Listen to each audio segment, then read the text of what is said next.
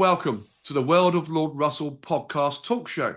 And today's show is It's a Knockout, which captures the life of a former orthodox professional boxer. For the majority of his professional boxing career, he fought in the lightweight division, but also competed in the light welterweight division.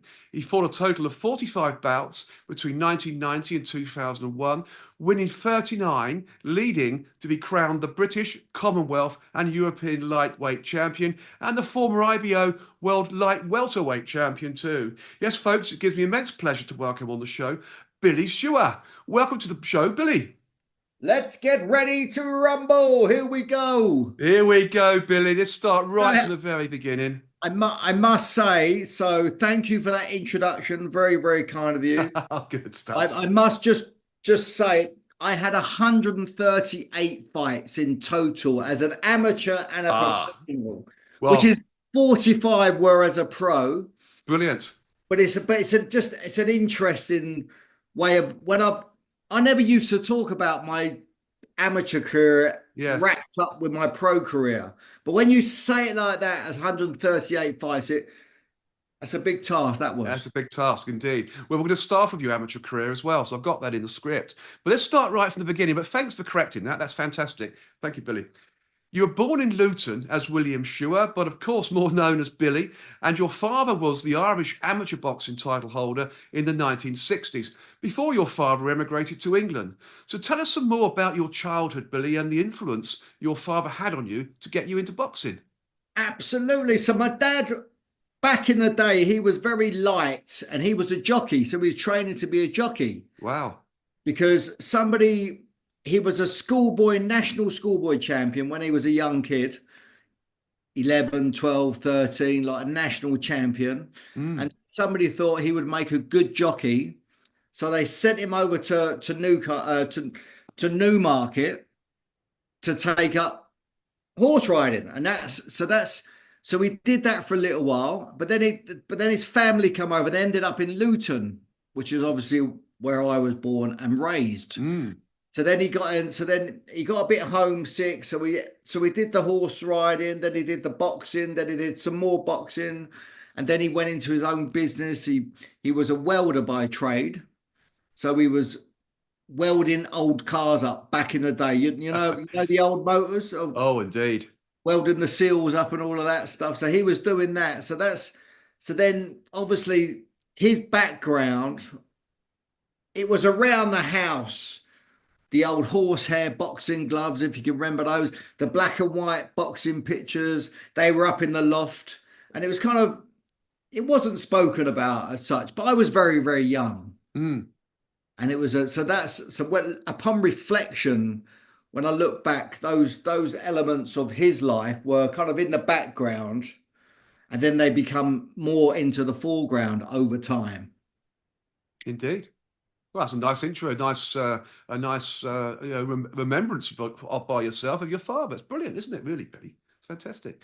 I mean, you attended Chowney High School for Boys in Luton, and a former national schoolboy title holder yourself too, so following in your father's footsteps. So tell us more about your amateur boxing days as a young man. Well, so before we even get that far, people often ask me, how did you start boxing? Why did you end up being a boxer? Which is something I looked at later on in my life. I'm very interested in how we end up the way we end up, why we do what we do, why are we all so different, why are some people successful at certain things and others. And I just kind of got intrigued and fascinated, obviously for myself, for my own purposes, just to look at what had me be the champion that I was, and where it came from. And so then why I became a champion boxer was way back when I was 5 years of age. So that's when things started to sort of form themselves in my identity, because I'll tell you what happened was I was in my mum and dad's front room with my two older sisters, Mandy and Lisa. Lisa was 8 and Mandy was 11. And we're rolling around the floor, right? Just kids being kids. Yeah. I'm the little one. I'm a little skinny 5-year-old. And we're just big kids, and kids just And you know what? Two against one, what would you do? You'd pin them to the floor, wouldn't you? If you can remember, Mm. somebody would sit on your chest and the other person would hold your arms back. So I've got Lisa holding my arms back. I've got Mandy sitting on my chest and I'm kicking and screaming and I'm fighting. I can't fight them off. And I used to get so upset. I used to hyperventilate and turn blue. I thought I was going to die. Oh dear. I've gone back to that. I've been regressed back to those moments of that. And then what they used to do, they both had beautiful long blonde hair. And as I'm pinned to the floor, crying, kicking and screaming, they used to wave their hair in my face. And they used to sing to me, Billy, don't be a hero, don't be a fool with your life. That Paper Lace song. Yes, I remember it well. Right. And in that, what happened in that moment, I made the decision in that very moment of being in complete crisis point, crying and couldn't breathe, thought I was dying. I made an unconscious decision that I was weak. Oh dear. But then that decision as a 5-year-old went into my future. So Mm. there I am as a 5-year-old. I think I'm weak, which wasn't the truth. It was an unconscious decision that I made and that we Yes. all make. We've all got stuff going on that we haven't really unraveled. Because I want so then what happened was I then had to find a way to prove and cover up and survive being weak. So boxing was the perfect outlet. If you Mm. think about it, somebody who's trying to prove they're not weak, what would they go and do? Well, Become a precisely. fighter. Yeah, And the become a fighter. devils of your sisters were the reason why. Clearly, they got you into Absolutely. that. I've got them to be thankful for. You have indeed. So that shaped my future. So there I'm 5 years of age. I make this decision. So my dad's a boxer. So 5, 6, 7, 8 years of age, something happens, and then I asked my dad to teach me boxing. Yes. So my dad took me down the boxing gym as an 8-year-old and started to train me how to box from the 8 years of age. Mm. And then you're not allowed to start boxing until you're 11. So I started before that, and I had my first contest when I was 11. And I remember I won my first two contests, and it was my third amateur boxing fight. I'm boxing in a big black tie. Remember these events? You'll remember these. The big black tie boxing events, Yes. gentlemen's evenings. They're all smoking cigars, Yes. all getting drunk at the and we're boxing in the middle of them all. And so there I am, and I'm boxing a guy called Jason Meager, and we go 3 rounds. I won my first two fights. I go to the center of the ring and I'm awaiting the decision. And they go, ladies and gentlemen, the winner is, and they put his hand up. They put Jason's hand up. And I was absolutely devastated. Gutted. Oh dear. Got beyond gutted. I was devastated. I'm in the Mm. ring. So my dad's in my corner with me. I'm crying my eyes out. I'm devastated. My dad's trying to console me. And in that moment, I made another decision. I decided that I wasn't good enough. Oh dear. So as an 11-year-old little boy, I'm weak and I'm not good enough. So those were the drivers that had me succeed. Mm. I become a national champion at the age of 13.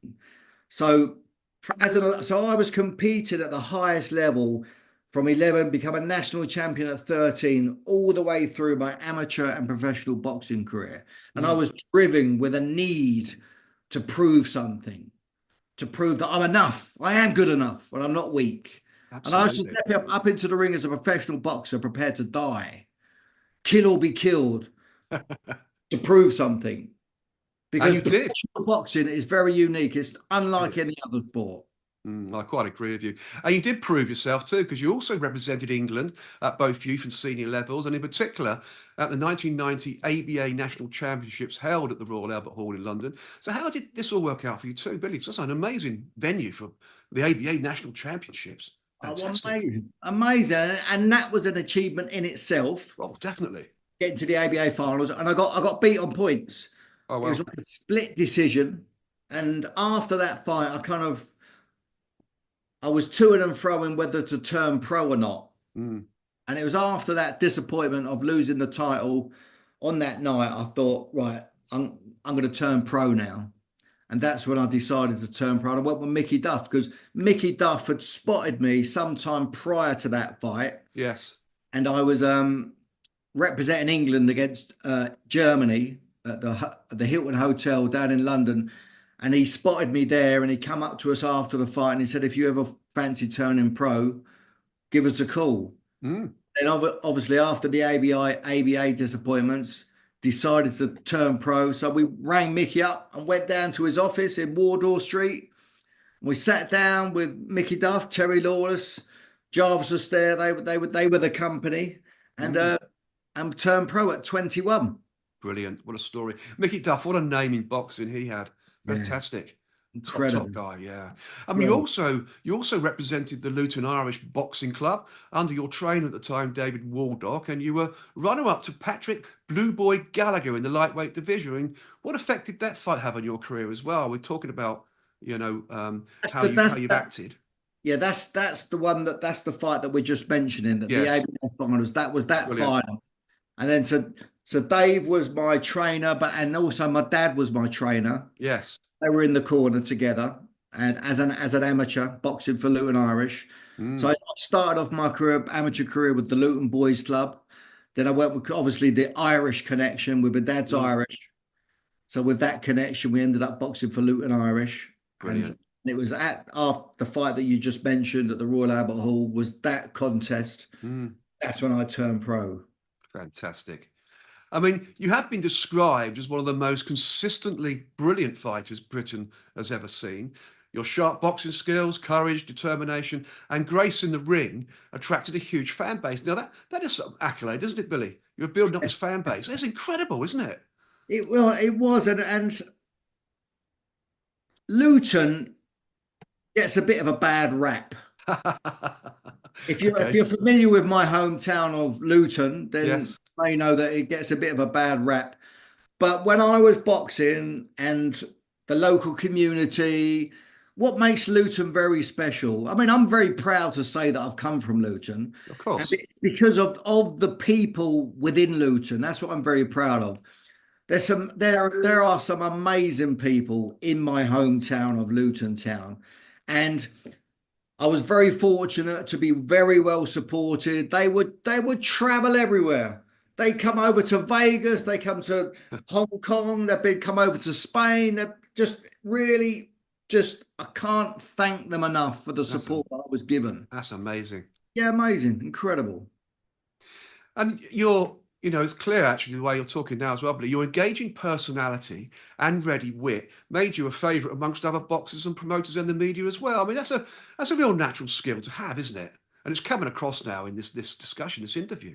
And it's thank you for that. And it's interesting because let's go back to when I won Oh, the please do. Yes. national schoolboy championships.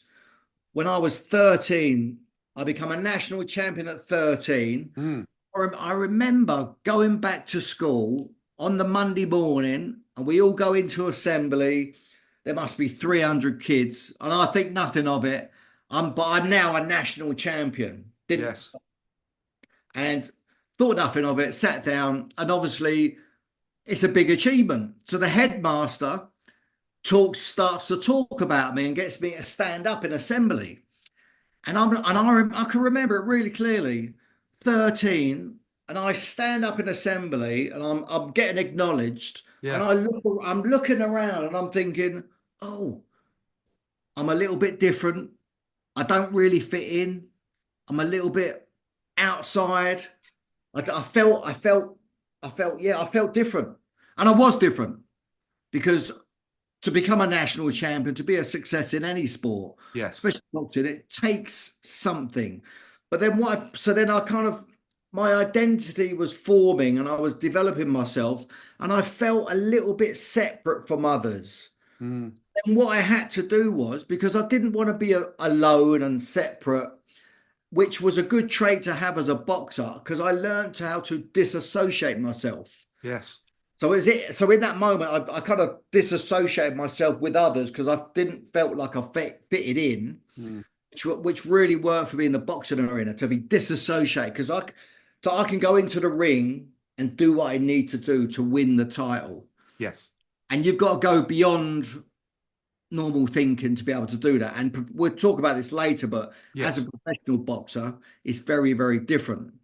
So then, but that separation, that disassociation didn't work for me either because I wanted to fit in. Yes, of course. So as a teenager, I felt separate, I felt alone, I felt a bit of a weirdo, and I wanted to fit in. And I felt alone and I wanted to fit in. It was a contradiction. So then obviously I figured out, oh, how do I do that then? So then I become this part of me, which is charming and charismatic. I developed that part of myself That's so I could fantastic. fit, so I could then fit back in with people. Mm. While feeling separate and different and alone, I've got the ability to fit back in with people. And that's what I do. It's almost like switching a light on and off in and out of your boxing world, isn't it? So when you're in your boxing world, you switch your light on. When you come out, you switch it off. So you're developing two sort of personas almost, really. You are, and it's an unconscious thing that's Yeah. running in the background, which I wasn't aware of. So what fascinates me about us, people, Mm. whoever's listening, I mean, if you think back over your lives and how your identity, your personality, how got shaped, and you would have had not similar things to me happen, but there would have been things that have happened in your past, moments, specific moments which would have shaped your future, Exactly. have shaped who you ended up becoming. Yes. Because the future that you live into sort of dictates how you feel in the present moment. And it's like that was shaping me. So then I'm 13, 14, 15, a teenager. I'm Mm. fit in, I don't fit in, I fit in, and I'm a champion, I'm representing the England, and I'm like, wow. And it's like, so I'm dealing with all of that stuff while I'm boxing and trying to get on with school. I'm Yes. dyslexic. I've got ADHD. I don't get on very well at school. I'm looking out the window most of the day. So I excelled at sport. So I struggled at school, but it wasn't really known back in those days. No, it wasn't. You're right. So then I used sport as a way of succeeding. I Mm. excelled at that, which kind of got me off the hook of being not very big, not very good at school. Mm. I kind of blagged my way through it. And that's a very honest opinion to have, isn't it? A lot of kids suffer with the same as yourself. And as you say, it wasn't recognised. Yeah. They were sort of sat in the back of the class with a big hat on with the word dunce on it or something, D. That's And it. that's what That's they me. did, didn't they? Yeah, yeah, yeah, Shocking. It's shocking when you think back. Absolutely yeah, appalling. yeah. But we That's all what, had to go through it, and that's what and school was like. yeah, yeah. It's tough. It's tough to get through school. Yeah. But you In had my, your boxing. You had an energy. You had an outlet. You were good at something. You were a champion. You were boxing for England. You were brilliant. I mean, so that's an out you had, isn't it? and then so when we go back to our lives, it's Mm. like there was a lot of work that I do now is therapy based kind of work, Yeah, and working we'll with come on to that people. later in the It will show come up because with I've that.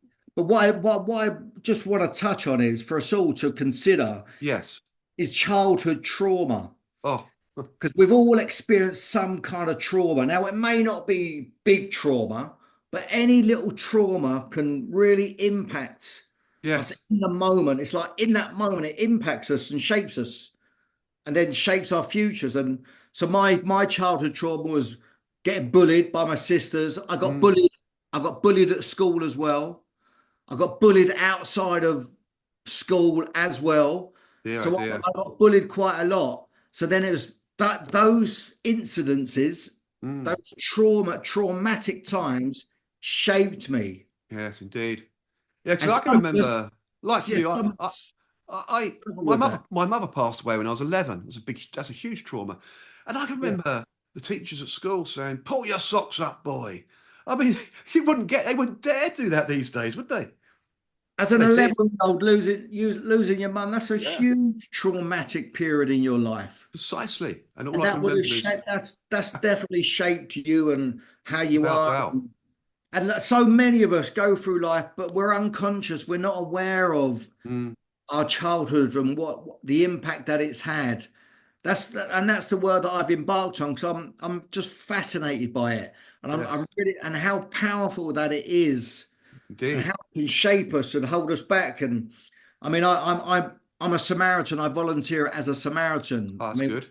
so lots of us are familiar with the Samaritans, which is Mm. all about prevention of suicide. Yeah, good It's for a you. free phone number. And so I'm what they call a listener. And so I go in on a weekly basis and listen to people in crisis. And Mm, I was there yesterday, had some incredible calls. And I get so much of it is based upon childhood trauma. yes, It's just fascinating how the power of that over us. So indeed. I want people to start to become aware of that and Mm, realize that and go and have a look and yes, heal, start to heal yeah, from our absolutely. past. And all those services you talk about now, we will talk about a bit later on, because I've got it all documented in the script. So we'll have a talk about all that good stuff you do, Billy, later on in the show. Yeah. But you had your first professional fight in, I think, October 1990. And your first fight took place at the York Hall, Bethnal Green, a very famous premise in London. The heart of British boxing. At the heart, indeed it is, where you beat Frenchman Pierre Conan, I think's his name, with a first Yep. round knockout. So what do you remember about your first professional bout, Billy? Because it's one win, isn't it? First round knockout. Absolutely. It was so exciting. We had a big team of people from Luton. Mm, Yeah, it was something very different because amateur boxing, professional boxing, they're very different things. And as you start off as a professional, you got to gently learn your craft, as in anything. And especially in boxing, you learn your craft, and with good management and good team around me, good trainers, mm, good people supporting me. We had a great start to my professional career, and brilliant. it was an amazing night to have had a very quick win in my very first professional boxing match. Yeah, at the home, as you say, at the home of British boxing. It's Yeah, fantastic. I mean, you did spend 20 years at the very top of your field in arguably the toughest, grueling, and most demanding sport there is, boxing. And during your professional career, you won British, Commonwealth, European, and IBO World Boxing titles. So, firstly, let's talk about the British, Commonwealth, and European titles. All at lightweight, I understand, Billy. yeah, all at lightweight. So again, back to the Royal Albert Hall, the Mm, 28th of October, 1992. yes. I remember it very clearly. And we must have had half of Luton there. And it was on BBC Sports Night. Remember those days with Harry Carpenter? Oh, do they were classic. And you were actually fighting Carl Crook, weren't you? I understand. That's right. Yes. He was making I believe I was his fifth defense. And I was the young kid, the new kid coming through, the new kid on the block. And yeah, what a night that was. That was yeah. So effectively, it was two titles, two belts up for grabs, wasn't it? The British and Commonwealth featherweight title Yeah, or yeah. titles. That's right, absolutely. Two titles up for grabs. He was defending, I was challenging. I he didn't come out for the ninth or tenth round. I stopped Mm. him, and the ring got invaded by Luton fans. And I remember getting carried down. The Royal Albert Hall was one of my favorite venues. It's beautiful. And I Yes. remember just getting carried downstairs into the changing rooms. It was a fabulous night, Oh, I can incredible. see it now. I can see it now. I can see it. Because that's what boxing was all about back in the day, wasn't it? Yeah, Fantastic sport for everybody, really. And you must have been absolutely over the moon with that. What a yeah, win. yeah. What a win! Yeah, what a win! And I was yeah. So that was I think that was my 17th fight or 17th or Mm. 18th fight, and it was here we go. Yeah, Here we go. there you are. This is possible. I'm now a champion. You're a British and Commonwealth featherweight title holder. I mean, Lightweight. lightweight. Yeah, it's fantastic, isn't it? Yes, So when amazing. it is incredible. So when did you win the European title, Billy? And who was the victim in this bout? So let's go. So I won the British and Commonwealth title, Yep. and then I lost it in my first defense, Oh, and then I regained it in a rematch. yes, So the roller coaster ride of being a professional boxer was well and truly underway. You win indeed. some, you lose some, you get cut, you get busted up. And Yep. I got two big cuts. They stopped the fight because I got two big wounds, but then I regained it. So then obviously the next step would be for the European Championships. Indeed. But before that, I was I got a shot at the world title because I had good management. I had a good team of people around me. Mm. I was succeeding very well at a European level. And then I got a shot at the world title before I won the European title. Wow. So that's how that went. And it was that was exciting. Yeah, because you reached the pinnacle of your boxing of the boxing world I think it was in 2001 when you become the IBO world champion. But that wasn't at lightweight, was it, Billy? I mean, tell us a bit more about that. Welterweight. So that was my Yeah. fourth attempt. So my first attempt was at over in Las Vegas. Mm. So there I am in Vegas, just a kid from Luton. Another great venue. And I'm standing outside the MGM Grand. And I'm looking up, and there was a big display unit, 30 foot up in the air. My name was flashing in lights. Billy Wow. Schwer Luton. He's like, wow. Wow. Wow. That's something, isn't it?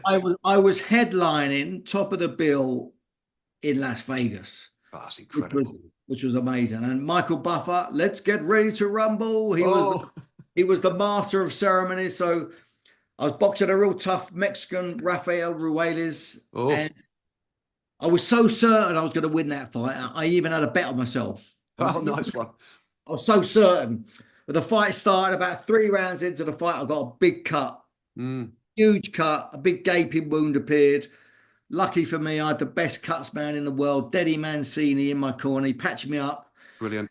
Again, I went up. I'm pushing and pushing. 2 rounds later, bang, disaster struck again. I got another big cut, Oh, about 2 inches long.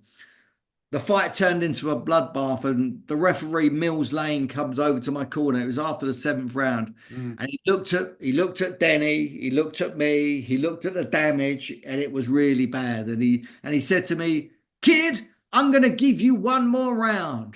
And I'm sitting there and I'm thinking, "Shit," because what he meant was, you got to go and knock him out this next round, or I've got to stop the fight. Yes, indeed. So, have you ever felt under pressure to Oh, perform? that's pressure. And those Mexicans can be really tough, can't they? Let's be honest.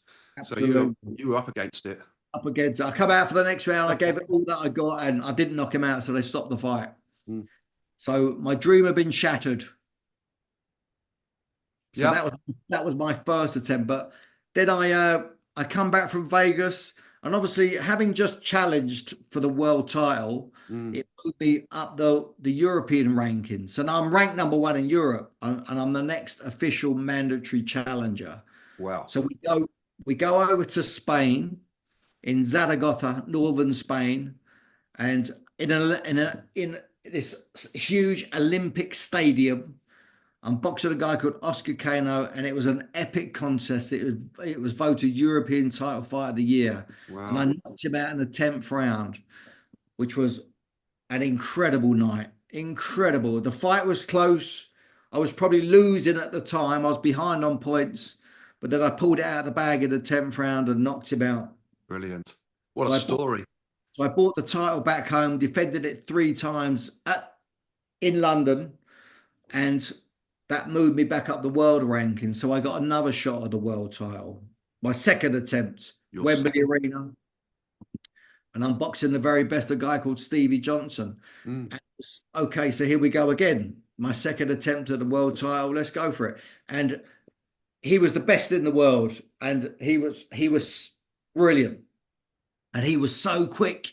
He was like lightning. He was Wow. so fast. I just couldn't catch him. It was brilliant. He was brilliant, and it went the full 12 rounds. It went the distance, and it was a real battle. More cuts. I got blood. There's blood, not over my eyes, but over my nose this time. So it went the distance. It goes. So I'm waiting for the decision after the Mm. 12 rounds. Have I done enough? Have I did it? Did we do it? And they make the announcement, and ladies and gentlemen, the winner is Stevie Johnson. So he beat me on points, but there's a lot of controversy after the fight because he failed the drug test. Oh, No, wow, wow. no wonder I couldn't catch him. Oh, he's on a high. Yeah, absolutely. He was so quick. I hate Gosh. I hate people who take drugs. Yes, likewise. The Bad. police, customs and excise. Your mum, do you get that joke? Yes, indeed. So, but he got offered a technicality. So I mean, have you ever felt cheated in life? Well, that's one of those moments in your life for sure. One of those moments, right? Have you ever felt cheated? I was devastated. I was Mm, devastated. So then that was that. What I realized was that for all of us to become champions, to be winners, to be mm. true winners, we've got to be powerful in the face of adversity, Indeed. setbacks, and defeat, because we're going to experience that. Yeah. Keep We've got going. to keep looking forward, keep marching forward, focused on what we truly want. Exactly right. And that's what I realized after that fight. So then I had 12 months of inactivity after that fight. Had to let things heal, let things sort themselves out, and then I got another shot at the world title, Brilliant. which was Third number time lucky. third time lucky. Wembley Conference Centre, boxing a guy called Colin Dunn, and the fight starts. Yeah, third time lucky, as you mentioned. And the fight starts. I had a really good start. I start to build up a nice points lead, and I'm thinking to myself, "Hey, here we go. Exactly. This is it. This is my time. Third time lucky." And I'm because I'm building up a nice lead. But then, in life, like life just doesn't always go according to plan, does it? It doesn't. So Colin thought he wasn't going to give up his title, and he fought his way back in, and the fight started to get really, really close, and it went the distance. So again, I go to the centre ring. I'm waiting for the decision. It's gone 12 rounds. Third time lucky. I thought I'd done enough. And ladies and gentlemen, the winner is Colin Dunn. So they put his hand up, and it was third time unlucky. Lucky. Oh dear. Yeah. So Ah. it's like, do you ever feel like giving up? It's like No, things, keep going. If at first you things, don't succeed, or in this case, if you don't succeed after one, two, or three times, keep going. and that. So what you got to do, you got to never give up, right? Never Exactly. give up. You got to fight for what you want. You got to confront and challenge your fears. You got to overcome your fears. Mm. You got to KO your fears. Yep, You got to take risks, you have. and that's the game, and that's the game of life, and that's what it's all about. So failed three times, and so we go back to the drawing board. What do we do? Luckily enough, with a good team around me, with good management and promoters, to cut a long story short, I got another shot, and it was my fourth attempt at the world title. But what I decided to do was to move up a weight because, as you mentioned earlier, most of my career was as a lightweight. Yes. Then I moved up to light welterweight, which so the difference is 5 pounds, which doesn't sound a lot, but sometimes in life it's those little things that make the big difference, isn't it? Indeed, they do, Billy, and it seemed to work this time round. And it did indeed. Yes, it certainly did. And I, I met my opponent. I remember meeting my opponent, Newton Villarreal from Colombia, for the very first time at the weigh-in, and he didn't speak any English. I don't speak Spanish. Hola, hola. That's about all I got. That's about all my Spanish. And I remember the fight started, and it was an absolute battle. But in round number two, I hit him with a perfect right hand. Bang! It was perfect. Mm. He went over, he hit the canvas, and I'm thinking to myself, this is it.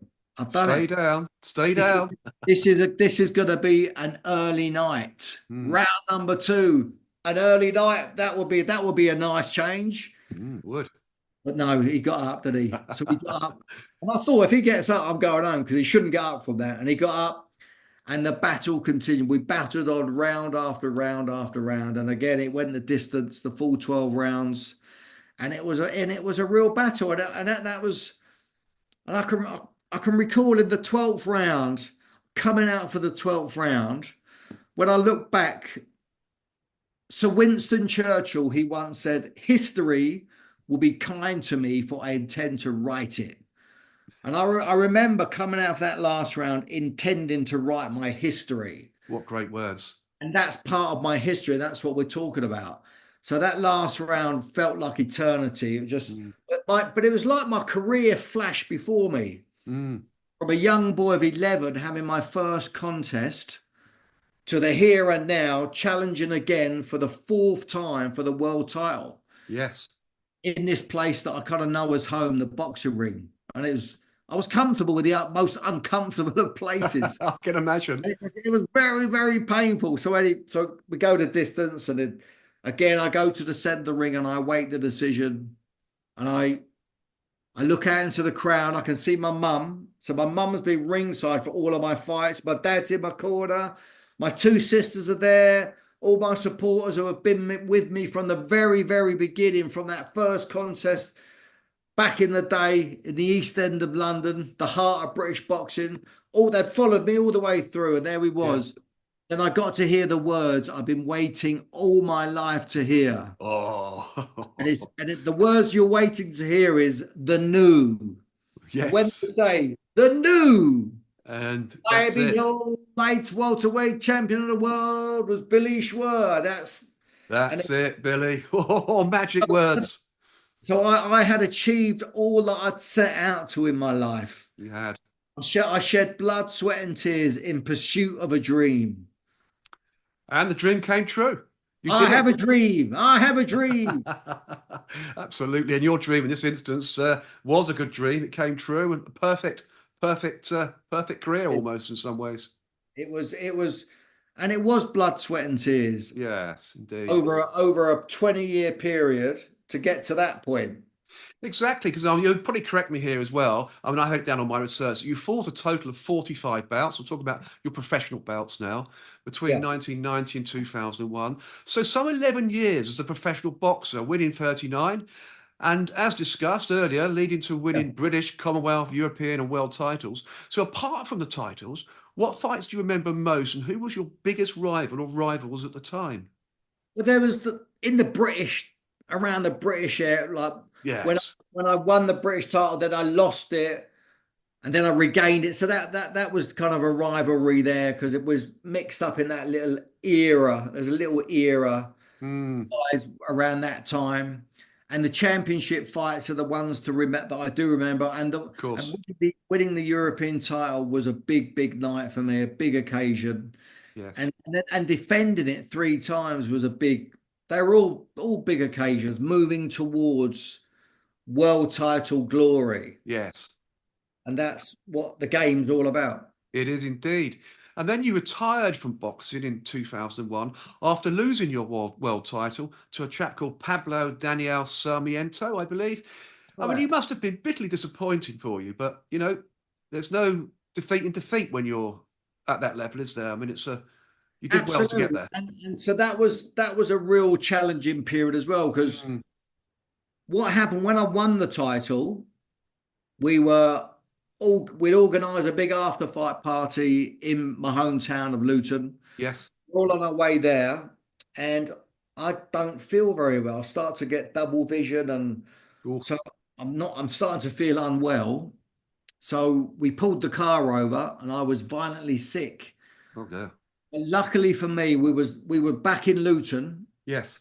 We've got a great, fantastic Luton and Dunstable hospital. So we went straight there, and they kept me in hospital for 2 days. Mm, So everyone's at the party waiting for me to show up, and I'm in hospital. Everyone's oh, getting drunk without me. Everyone's going, "Where's Billy? Where's Billy?" mm, I'm in hospital for 2 days. wow. Luckily enough, it was only concussion, brain scans, and stuff, and it's That's those fortunate. concerns, those worries. But then I came out and I was the champion, and I had my next fight. When I look back upon reflection, it was too soon. Mm, Then in that fight, my first defense, I got knocked out in the 11th round, and I was carried out of the ring on a stretcher and put into the back of an ambulance. mm. We're on the way to hospital. Sirens are blaring. We're dodging through the traffic. I was conscious, but I was uncertain of my future health. I was frightened Yeah, of course, you would be. because I'd stepped up into the ring as I always did, prepared to die. Mm, That's professional boxing for you. it is It's indeed. killed, and it's having the willingness to go beyond, and that's what makes champions. And And that's the thing. sadly, some boxers have died in the ring. Let's be I honest. I There's no know mention people of that. who have, yeah, I know people who have died. I Mm, know people who've been permanently damaged. mm, It's a brutal, beautiful business, and we love it. But it was that night in hospital, that was when I realized that my life as I know it was over. yeah. That was when I made the toughest decision I've ever made to retire from boxing. Yeah, and when your boxing career did end after your well-titled defeat, as you just talked about, you did fall into a depression, struggling Yeah. to find a new identity outside the world of boxing. It happens to a lot of people at that level, doesn't it? Let's be honest, in a lot of sports, surviving divorce and even bankruptcy. But you learned how to survive and thrive once more. I mean, this can happen to the strongest, most physically and mentally, and the best in the business. So, what's your secret here, Billy? We'll get on to what you do, of course, now. But Yeah. that's tough, isn't it? So it was reaching rock bottom. Mm, So we mentioned the Samaritans. So I yes, I was in that place. I'd lost my identity. It's like, yes, so I've been Billy the Boxer from a kid of 8 years of age. yeah, Now all of a sudden, suddenly I'm just Billy. yes. And then it's who is Billy? Who Yeah. am I? Got to find yourself again. Yeah, absolutely. It's like those questions. Who am I? What am I doing? Mm, Why am I doing it? What does it all mean? What's the point? What's the meaning of life? That question. yeah, I went through a midlife crisis early. What's the meaning of life? I went through all of that as a early 30s. And I went through some really challenging time. Wrecked my marriage, went through a divorce, bankruptcy, mm, had my home repossessed, had no money, no future, mental breakdown, depression, and I hit the bottom. yeah. And I felt like a complete failure. And it was like 23 years ago when I retired from boxing, mental health wasn't openly discussed. It wasn't. No, you're right. It's the day. But mental health, I was trapped in a mental hell. Yes. I was too ashamed and too embarrassed and too proud to ask for help. But you are able to speak about it, Billy. This is the great thing, isn't it? You are able to talk about it now Now, now, openly. but I've been. This is 20 years ago. Yes. The work that I've done since then and ongoingly is Mm, all around, which allows me to share it indeed. because our training as a boxer, as a fighter, is to fight, defend, resist, confront, and attack. Exactly right. But asking for help seemed like a weakness. Yes. But of course it wasn't. But it did at those Oh, days. A different time, wasn't it? I mean, it's easy these days. People do ask for help. Well, not all though, but not always. People no, shy away. They do. But life no. after boxing, using the lessons you learned during your time in pursuit of the World Championship, your life experiences after retirement from professional boxing, your principles of freedom, love, joy, and happiness, and your utter conviction that anything is possible, you have built a successful business as an inspirational and motivational speaker. It's coming across now very well, Billy, and performance coach for mental boxing. So, Billy, enlighten us here. You've done so much, talked so much already, but let's get right into this because it's a fantastic subject. You've done well. You've got yourself where you are today from boxing, and you are motivational And, individual, inspirational. and the interesting thing is so from where so I had the boxing career, Mm, and then so that was 20 odd years. So now I've been retired for 20 odd years now. yes. And so I've been at work on myself for over 20 years because when I hit that low point Mm, decision, where do I go from here? I mean, there were some nights I go to bed not wanting to wake up. yes. I always did. I was suicidal at points.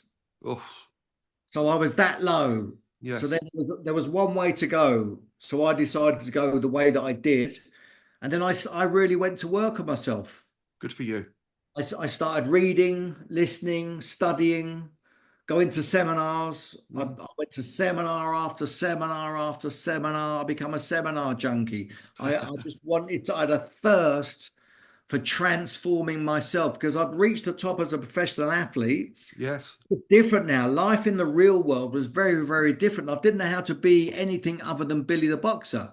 Mm, What I discovered was that what the traits that I had as a fighter, as I mentioned, those the winning traits about the fighting, defending, resisting, confronting, and attacking makes me. So who I am is I'm aggressive, I'm domineering, I'm selfish, I'm inconsiderate, I'm always wrong. And that's who I am. yes. But that just don't work in life. No, Ask my ex-wife, she'll tell you. I know exactly. But you have transformed yourself. You are inspirational. As I've mentioned, you've got that uh, successful business you're running as an inspirational, motivational speaker and performance coach for mental boxing. It's brilliant, isn't it? So You developed yourself well. I'm a consultant. I'm an Yeah. advisor. I'm a coach. I'm a mentor. I work with very successful business owners. I work with entrepreneurs. I work with leaders within their business. I work with their teams. I do the motivational speaking at big conferences. I do small team events. Mm. I do group coaching. I do one-to-one coaching. I do a therapy-based kind of performance coaching. Yeah. So I'm bringing all of the experience as a boxer and all the 20 years worth of studying that I've done since. I mashed them together, and with all the studying that I've done in the last 20 years, that's what I'm bringing, and it's something very unique, and I've called it mental boxing. Yeah, it's a great term to use. I mean, And you work with it's good. individuals because some individuals, even successful business individuals or individuals in life, suffer with mental illness, don't they? So you work with individuals, groups, and organisations, sharing your powerful message, which takes you from crisis to success, radically transforming people, shifting company performance, results, and impacting the bottom line. I mean, this sounds like a huge success and performing a role that you are wholly capable of and very successful at too, Billy. I mean, it's brilliant, isn't it? I Absolutely love brilliant. I love what I do, and it's like the subject matter. My thing's all about performance Mm, and personal performance. So I work with a lot of sales teams about their yes, performance, but then also working with them personally. Because if they've got issues outside of work and they've got stuff that's unresolved, if we can work on that and bring some peace and harmony to themselves, and they're going to come into work and impact the bottom line they and are. produce better results. So I'm bringing that to what I do. And that's a fantastic thing to do. Because as I mentioned, even people who are successful in business, entrepreneurs, CEOs, chairmen, CFOs, whatever they do to run their business, they also suffer from problems, don't they? Which you've noted and you deal with. We're all Whether human it's beings. we're all human beings. We're all human beings, yeah. On this unique journey. Mm, Everyone's journey is very unique to them. it is. And there's a lot of us that get stopped, that are limited. But then there are lots of us who are very successful who want a little bit more. There might be they're inquiring into other areas of what's stopping them and want a bit more peace and harmony. And there's so much power in the unraveling of ourselves I agree. and being free. So I want people to be free, to be their true selves, like Yeah, I am. exactly. So that takes a lot of unraveling, a lot of undoing and unlearning stuff Mm, which may be really like constraining us. Because when I retired from boxing, Billy the boxer was constraining Billy. mm. And it was I had to unlearn certain aspects, certain traits that didn't work in certain areas. It's not, but it's having the wisdom to know the difference. Oh, absolutely. And you Because those certainly gave traits, that. yeah, it's having the wisdom, and it's knowing the difference and knowing when, because we got different parts to us. So Billy the boxer is a part of me, and then Billy the Samaritan is a different part of me, Yeah. and they show up, so I can choose when they show up. Whereas before, I didn't know who was who. I was a mishmash of all of them, but it's only in the learning and developing of myself I know when to. You talked about flicking the switch. Yes. Know when to flick the switch for different parts of me and what's going to work and what's not going to work. Correct. Because I am still Billy the boxer. You are. They'll always be That, part of you. and that's a huge part of me. And Mm, there's a lot of aspects to me that add value to other people in different ways. But ultimately, it's about me. I want to feel good of course because you when do. I was in the depths of my despair, I wasn't feeling good at all. And I want everyone to experience that. And I can say now I'm living a 10 out of 10 life. That's brilliant. And And I think that's what I want. And it's available.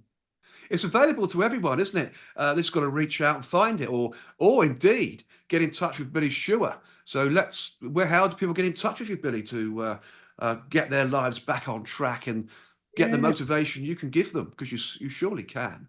So we got the normal website, billyschwer.com. Mm, I'm on LinkedIn. I use LinkedIn a lot if you're into business and stuff. So I'm Billy Schwer, LinkedIn. I'm on the social media I'm not really big into, but LinkedIn I use more than the others. yeah, likewise. It's a part of the whole. Mm. But if people want to find me, just spell my name and put it into Google. You'll figure me out somehow. Well, that's And I what would I love, did. I would love to have more conversations with more people about themselves and about Yes, them becoming the best versions of themselves. So that was like absolutely. my new book. Did we talk about my new book? No, we haven't. We can talk about your new book, Billy. Let's have a 'Cause- chat about that. Yeah, because the old book, the first book, that's the first book I wrote. Man Up. Man up, yes. Man Up the World Champion Way. So my second book was just being completed. How to be a winner. Oh, sounds like a great, great book to have. When's it published? It's going to be in probably 3-4 weeks' time. That will be, Brilliant. and then that's going to be a new coaching program. That will be an individual one-to-one coaching program. I'm just about to launch a brand new coaching program starting very soon. So that's available. If you want to be a winner, if you want to win more often and experience more success, you want to be able to punch above your weight in all that you do, then you got to come and speak to me. You certainly have, folks. Billy's the man, absolutely. And when you do publish your new book, Billy, make sure you let me know or get me I on was that with there's LinkedIn. there's one that's got your name on it already. Oh, top man. And I'll promote it for you as well on LinkedIn. So I'll do that for you, not an issue. Thank you. It will be I on its will. way to you as soon as we get it published. Thank you very much, Billy. You're an absolute gentleman indeed. And I look forward to reading that because we all, no matter how successful we are in life or how successful we think we are in life, we all do have problems. So, it's just understanding them to correct them and become a better person, isn't it? And Absolutely. let's do it. So I probably also have issues that I'm aware of. So that's great, isn't it? To try and find them. Um, yeah, so your other achievements should be noted too. Let's be honest, you're a certified master practitioner of NLP or ABNLP. I'll explain it to us in a minute, I'm sure. A certified master practitioner of lifeline therapy, a certified master practitioner of hypnosis. How interesting. And a certified master NLP coach. I mean, all these professional achievements are a credit to yourself, Billy. So congratulations. Incredible. So what do these achievements involve and how do you put them to good use? There's some wonderful Well, things. you mentioned I've got loads of diplomas and I've Oh, done exactly. all of those things. So that's the journey that I've been on for the last 20 years. But hypnosis, that's something, isn't it? Hypnosis, I've done childhood trauma, I've done Oh, wow. therapy, I've been in therapy, I've therapy-based work. So that's what I've been doing, and I'm constantly studying that area of our lives. Mm, And I'm because I just love the subject matter. And that then comes across. with the Samaritans and with the work that I'm doing, working with individuals, it all kind of gels together. And Yeah. I just love what I do. Oh, let's talk a little bit about your Samaritans work because that I find very interesting. Give up your time for that because what the value you must get out of that by changing someone's mindset into doing the ultimate and to then not do the ultimate, it must be very, very satisfying It's for you. very satisfying. It's very rewarding. I was there yesterday morning, and without going into too much detail, so the Samaritans is all about the prevention of suicide. It is. So I had a caller who was about to commit suicide, but he made the call to the Samaritans, and I happened to pick up the call. And I had a conversation with this guy, and it was just the most amazing conversation. And it was a totally honest, upfront, truthful conversation about suicide. Mm, And it was a 36-minute call, and about 20-25 minutes into the call, and it's like something shifted within him, and mm, his persona completely changed, his voice changed. So the conversation we're having is because as a Samaritan, we're listening, and listening's it's an expertise. It's how it you is. and then what questions you raise from listening to what's being said. Mm. That's one of the things I was never any good at. I was never any good at listening. I never used to listen. So I thought if I want to go and get trained in listening, go and be a Samaritan. So we're listening. We're Mm. not coaching. We're not directing people. We're not telling them what to do. We're listening. And in just by listening and then offering support in certain ways and how you go about doing that, That's a real it's, skill. it's, it's art. It's like art. So when you get it right, like I did yesterday, Mm. I got it right a few times, and it's like I turned him around. I completely turned him around, and he left the call in a completely different state to how we come on it. That's brilliant. And it was Congratulations. transformational in that just in that conversation. And his future was looking different. He had some hope.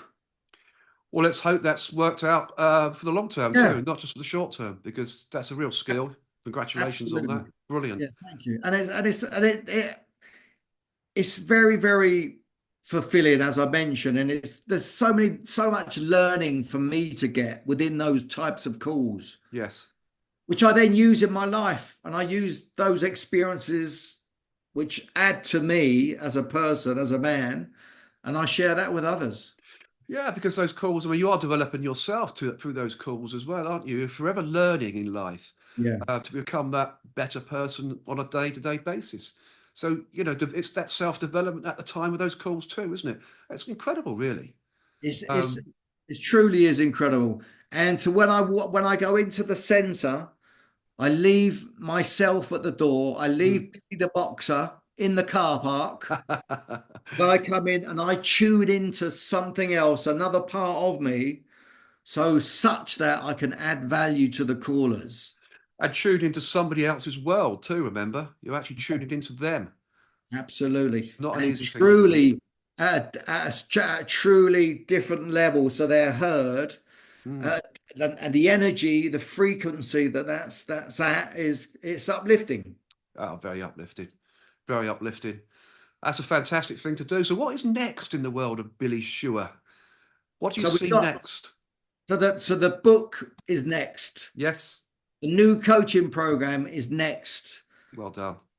I've created a new talk, how to be a winner. So that's next. So Mm. those things that I'm working on are there's a lot of work I'm doing in the background. It's a brand new talk, and that takes a lot of work to get that together Mm. such that it delivers real value to the listener. And then obviously I've got all the business end of it. I've then got to go and sell that. I've got to go and find the work. I'm Mm. self-employed. I work for myself. Yeah. Not easy working for yourself, Billy. It's I tough. know. It's tough. It's really Yes, tough.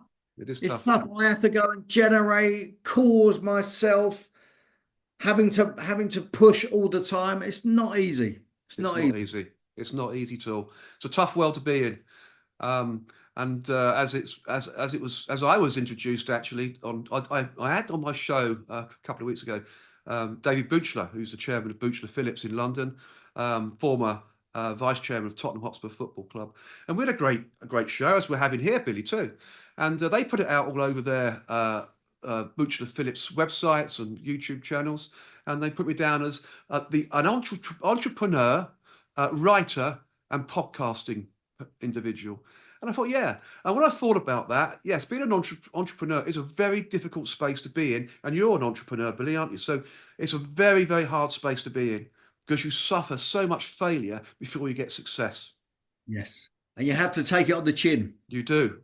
You And do indeed. But I that's would never be that's anything different. That's my personality. So, a bit like you, I guess, in yeah. a way. And to acknowledge you and thank you for what you're doing for us as well. Mm. Ah, Because you're doing a version of that. You're bringing me other guests to correct.